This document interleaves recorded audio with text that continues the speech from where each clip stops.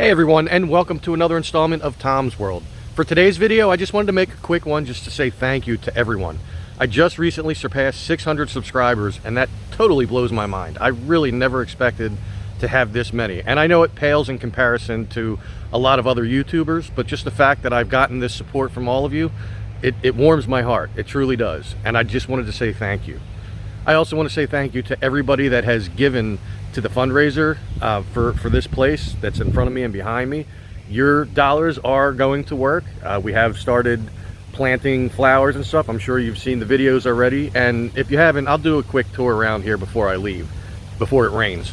But mostly I just wanted to say thank you. I mean, mind is blown. Now when I first started this channel, I really had no expectations. I didn't know what to expect, and I really did not expect to get more than like maybe 20 some subscribers at most. I figured that by now I would have probably given up on this thing because it wasn't going anywhere. But you have all stepped up, and you have shown me that you enjoy my videos, that you enjoy the progress here in the garden, and you've been supportive, and I appreciate each and every one of you. I truly do. Like it honestly warms my heart to have read all the comments that you have all given me, encouragement, thanks, like everything that has happened along the way. It continues to happen because of all of you. So please continue to give supportive comments and compliments and things like that.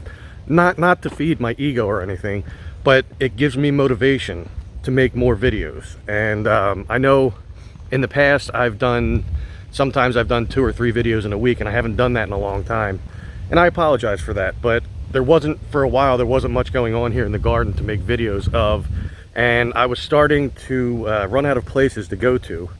And then once the warm weather hit, well, ticks are in the woods, and I'm not going in there during that time.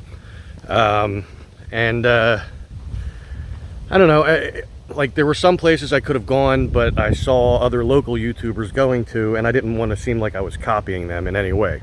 So, but I am contacting people, trying to get some new places going that I need permission to go to.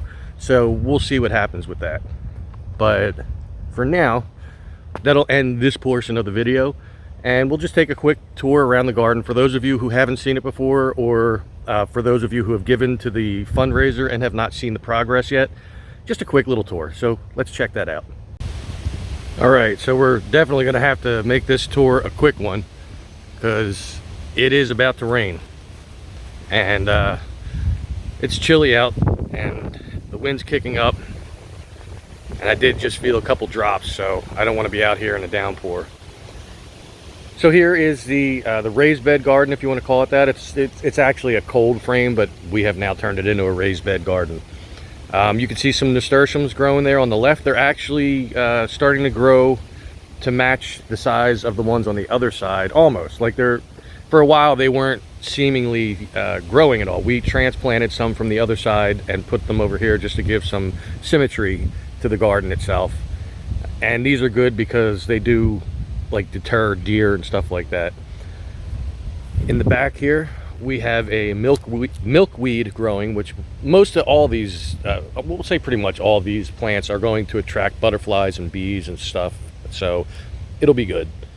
So yeah, we have the milkweed there. We have a bee balm right here, and you can see that the flowers are starting to bud, which is good. There's another bee balm back there. These 2 plants right here are black-eyed Susans. There's no flowers on them yet, but everything is growing healthy in here, except for this thing. It keeps getting attacked by something. It's a cone flower, as you can see by the label in front. It's supposed to be multicolored, different reds, oranges, and yellows. Something keeps eating this, and it's stunted its growth, because this was about the same size as the other cone flowers, which you'll see in a second. Back here we have some phlox growing, and right here is another cone flower, and you can see this does have the flowers starting on it. Back there we have the red cardinal flower that was planted last year. It's grown up a lot. on the second half here, we have that very same plant that over there I said was stunted. Very same, they were the same size and everything. And you can see that this has actually grown up quite a bit. It's got some flowers on it, and there's a little bug in there too, but that's all right. It's got some flowers growing on it. Back there, another phlox, another black-eyed Susan, another phlox back there, and then this cone flower right here. And what makes this one special is that a lot of the flowers have started coming up, and there's even one underneath that actually has color on it, so that's doing well. The columbines, all the columbines here except for the last one I put in, they lost the flowers that were growing on it when I brought them in here, but you can see there are tons of buds ready to explode. So I'm not worried about the flowers that fell off. As long as the plant itself is healthy, that's all that matters. We have another bee balm here and another milkweed back there. Some kind of, the tall leaves there are some kind of lily or iris, we're not sure. There was one on the other side, however it didn't make it. And these are the nasturtiums. Now granted, these are a lot bigger than the ones on the other side, but like I said, the ones on the other side weren't growing up at first, but now they're starting to. Don't know what's going to happen with that lily or iris, whatever it is. If it doesn't make it, it doesn't make it. We didn't put it there. We didn't put the nasturtiums there either. We are, excuse me, we are only allowed to plant native, non-invasive plants, and those are not native. So there's some Solomon seal over here, I believe this is called. I know that one of the plants of the Solomon seal did not make it. It was very much leaning over, like that one in the middle there, but it was turning brown, so I removed it. And they put some ferns in here, and there was also a hosta growing in there on its own. The ferns are from the outside of the garden, mainly in the back. And there are some ferns around here that I believe were planted by us. And by us, I mean me and the other volunteers, not me personally, but they're definitely a different kind of fern. This one has not looked happy for quite some time, so that one, it may not make it. Over here we have the other columbines. I'm going to bypass the first one because that's the last one I put in of the columbines. But these two, this one here and that one there, they were put in at the same time as the one in the cold frame. So the same thing happened. You can see little parts of the flowers still in there.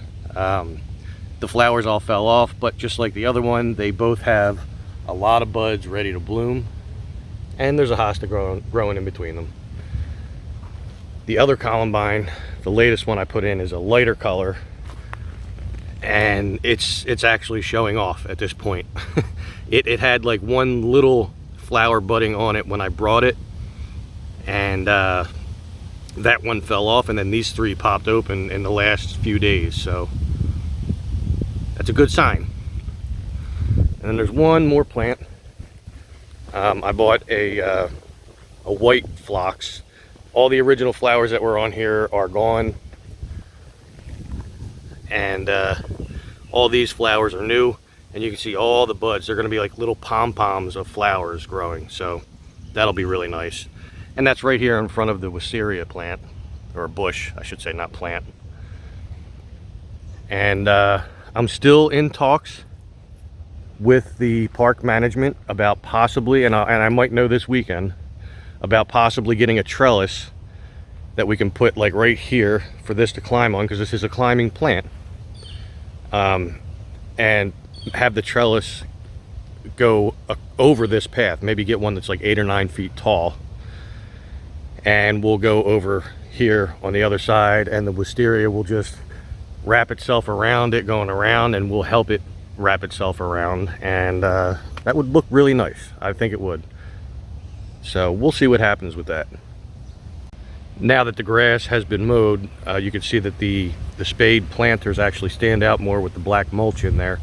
which we'll keep that in there until we can find some dark, low-growing flowers, at which point they will no longer be able to put the riding mower around on this because it'll obviously kill the flowers. So we'll have to mow these little squares ourselves with a push mower and a weed whacker. So, but that's no biggie. I mean, that would take not even 15 minutes, 20 minutes maybe.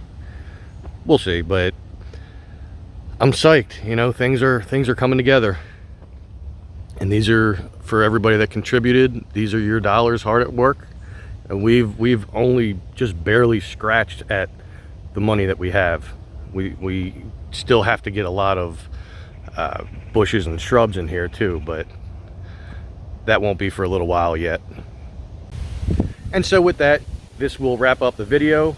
Some time has gone by since I did the last scene. I had one of my subscribers, one of you, stop in, and I had an awesome conversation with him, and he's going to be in touch with me. He knows of a lot of cool places that I could do videos in, so I look forward to talking to him again. And I always love meeting people who watch my videos because everybody is so nice. And now the wind's kicking up because it's still going to rain. It started to rain a little bit while we were talking, but it stopped for now, but I know it's going to come back, so I'm going to wrap this up quick. So if this is your first time here, make sure that you subscribe to my channel and hit that notification bell. Doing so will keep you in the loop as to when I upload new videos, and there's going to be plenty of videos this summer for this garden as we improve on it. Make sure you also give this video a thumbs up, and for those of you who can give to the fundraiser, the link will be in the description. If you cannot give, perfectly understandable. Just at least share out the link, because you never know, there might be somebody on your page that, or one of your friends, that would like to give to help beautify this place even more. And every dollar is appreciated. No matter how much you give or how little you give, or even just sharing out the link, everything helps, and it's very appreciated. So once again, thank you everybody. And yeah, I'm going to get out of here before it starts pouring. So make sure that you stay safe, stay healthy, and take care.